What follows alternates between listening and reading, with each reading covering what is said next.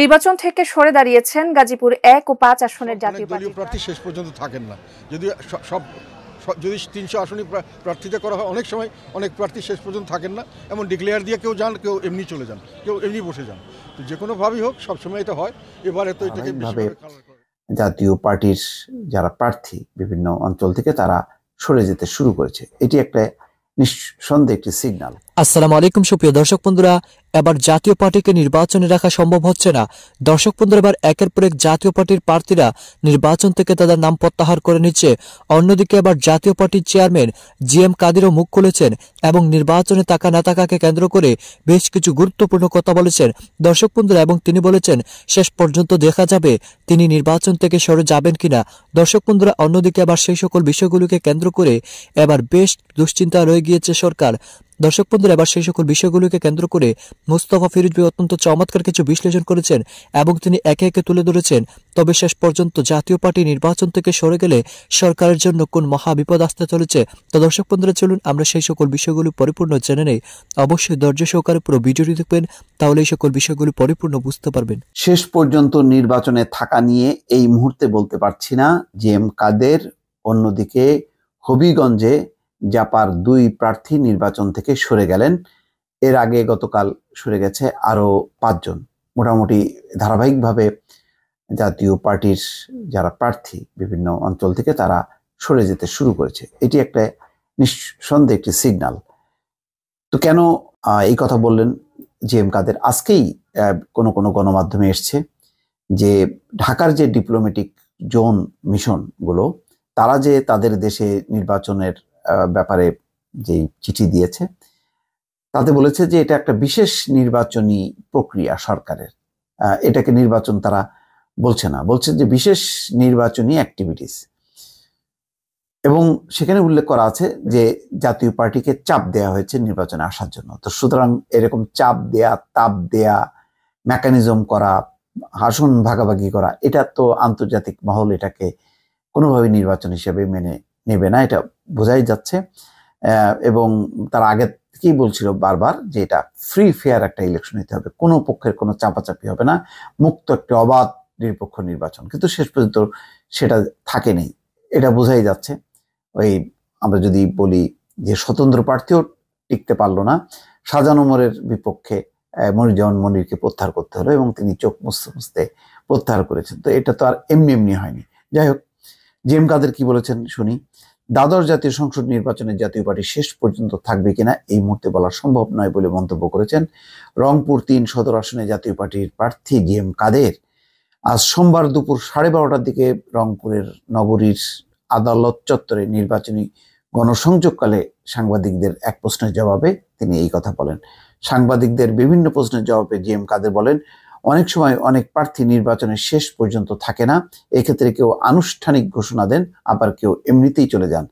যারা নির্বাচন করতে চান না আমি তো তাদের জোর করাবো না, এটা তাদের অধিকার। জাপার প্রার্থিতা প্রত্যাহারের কারণ সম্পর্কে জানতে চাইলে দলের চেয়ারম্যান বলেন, প্রার্থিতা প্রত্যাহার হুমকির কারণেও হতে পারে, অর্থের অভাবেও হতে পারে। অনেক প্রার্থী অর্থশালী নন, ফলে অর্থের কারণে অনেকে নির্বাচন থেকে সরে যান।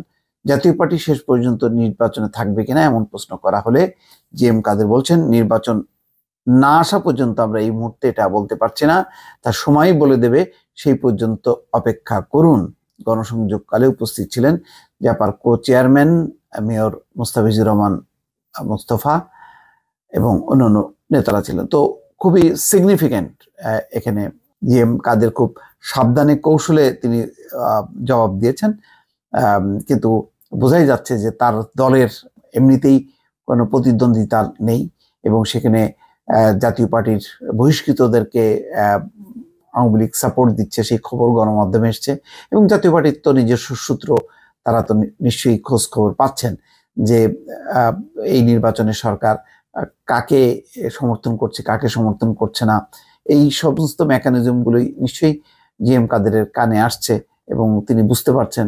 এবং যেহেতু দলের পক্ষ থেকে নির্দেশনা আসছে না, ফলে অন্যান্য জায়গার প্রার্থীরাও তারা হতাশ হয়ে সরে যাচ্ছেন। তো শেষ পর্যন্ত নির্বাচনে আসলে জাতীয় পার্টির ভবিষ্যৎ কি পরিস্থিতি হবে, জিএম কাদেরের এই বক্তব্য পর নিঃসন্দেহে এটা জাতীয় পার্টির অন্যান্য নেতা বা প্রার্থী যারা নির্বাচন করছেন বরিশালের 2টি এবং বরগুনার 1টি আসনের জাতীয় পার্টির প্রার্থীরা সরে দাঁড়িয়েছেন।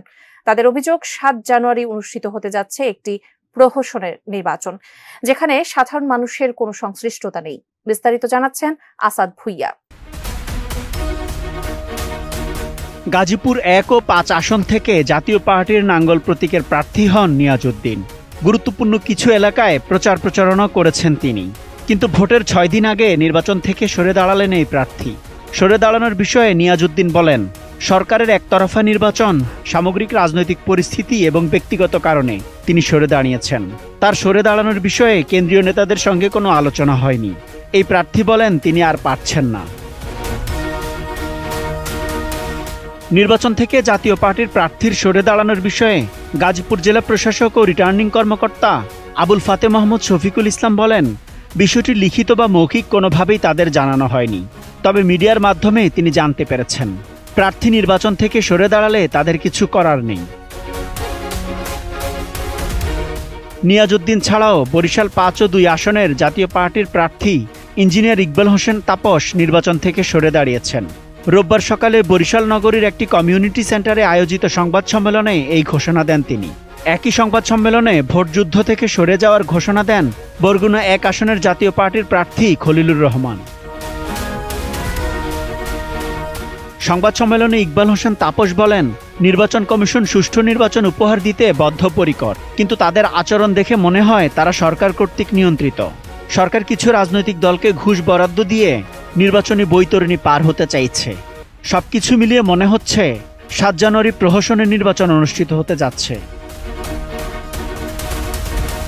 তাপস আরও বলেন, এই নির্বাচনে সাধারণ মানুষের কোনো সংশ্লিষ্টতা নেই, যে কারণে বরিশালের 2টি আসনের নেতাকর্মীদের সঙ্গে আলাপ করে এবং এলাকার বাসিন্দাদের প্রতি শ্রদ্ধা জানিয়ে নির্বাচন থেকে সরে দাঁড়ানোর সিদ্ধান্ত নিয়েছেন বলে দাবি করেন তিনি। একই মঞ্চে নির্বাচন থেকে সরে দাঁড়ানোর ঘোষণা দেন বরগুনা 1 আসনের জাতীয় পার্টির আরেক প্রার্থী খলিলুর রহমান। তিনি বলেন, প্রতীক বরাদ্দের পর থেকেই নির্বাচনে প্রচার প্রচারণা শুরু করেন। এরপর সরকার দলের নানা ধরনের নাটকে বিভ্রান্তি তৈরি হয়, যে কারণে নির্বাচন থেকে সরে দাঁড়িয়েছেন তিনি। Asad Bhuiyan, ATN news, Dhaka. সব অনেক দলীয় প্রার্থী শেষ পর্যন্ত থাকেন না। যদি যদি 300 আসনই প্রার্থিতা করা হয়, অনেক সময় অনেক প্রার্থী শেষ পর্যন্ত থাকেন না, এমন ডিক্লেয়ার দিয়ে কেউ যান, কেউ এমনি চলে যান, কেউ এমনি বসে যান। তো যে কোনোভাবেই হোক সবসময় এটা হয়। এবারে তো এটাকে বেশিভাবে কালার করা হয়েছে। তবে আমার একটা নির্দেশ ছিল সবার কাছে, এখনও আছে, যে যারা করতে চান না আমি তো তাদের জোর করে করাবো না। এটা তাদের একটা অধিকার। যদি ভালো মনে করেন, না করেন, অর্থের অভাব হতে পারে, অন্যান্য হুমকির কারণ হতে পারে। হুমকি ধমকি কিন্তু সবসময় থাকে এটা, এবং অর্থের অভাবও সবসময় থাকে। সব প্রার্থীরাই যে একেবারে অর্থশালী একেবারে শেষ পর্যন্ত লড়ে যান, কোনো নির্বাচনই তা হয় না। আর অভিযোগের বাস্তবতা আছে, এবং তাদেরকে অন্যায় করা হচ্ছে, তাদের উপর অত্যাচার করছে, এটাও ঠিক। তবে এই অন্যায় অত্যাচারকে সহ্য করারও একটা রাজনৈতিক সদিচ্ছা থাকা দরকার। এবং আমি মনে করি যারা এটা করছেন, আমি তাদেরকে বাধা দিচ্ছি না, কিন্তু করতে চাইলে করতে পারেন, কিন্তু এই কথাটা তাদের রাজনৈতিক জীবনে একটা বড় কলঙ্ক হয়ে থাকবে। কারণ যে কোনো লোক রাজনীতিতে এসে নির্বাচনের মাঠের থেকে যদি চলে যান, তাহলে মানুষের সাধারণত দুভাবে তাকে চিহ্নিত করে। একটা, তার প্রতিদ্বন্দ্বী প্রার্থীর সঙ্গে কোনো আঘাত করে চলে গেছেন কোনো কিছুর বিনিময়ে, অথবা তারা ভয় পেয়েছে। এই দুটোই রাজনীতির জন্য কোনো শুভ জিনিস নয়। না, এটা খুব বেশি কেউ নয়, একজন করেছেন, বা যদি করে থাকেন, এটা আমি মনে করি তারা সঠিক কাজ করছেন না। কিছুটা হলো তারা নিজেরাই বিভ্রান্ত হয়েছেন, অথবা জনগণকে তারা এইভাবে বোঝাতে চাচ্ছেন। এটা আমাদের শেষ পর্যন্ত নির্বাচনের মাঠে থাকবে, তো সেটা নির্বাচনে আসা পর্যন্ত আমরা এখন তো বলতে পারছি না। আমরা will have to wait and see up to the last. ঠিক আছে, কিভাবে যাব, ভিতরে কিভাবে যাব?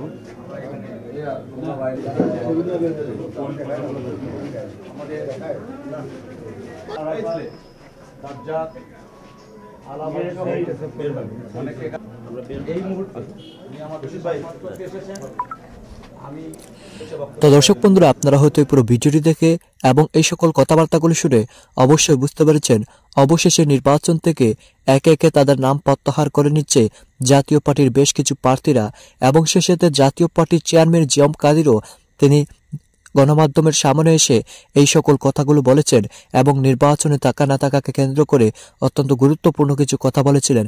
তো দর্শক বন্ধুরা, আপনারা এই পুরো ভিডিওটি দেখে এবং মুস্তাফা ফিরোজের এই সকল বিশ্লেষণগুলো শুনে আপনারা কি বুঝতে পেরেছেন তবে কি শেষ পর্যন্ত জাতীয় পার্টি নির্বাচনে না থাকার কারণে কোনো ইফেক্ট ফেলতে পারে এই নির্বাচনে? তো দর্শক বন্ধুরা, এ বিষয়ে আপনাদেরকে মতামত অবশ্যই কমেন্ট করে জানিয়ে দিবেন। তো দর্শক বন্ধুরা, ভালো থাকুন, সুস্থ থাকুন। আল্লাহ।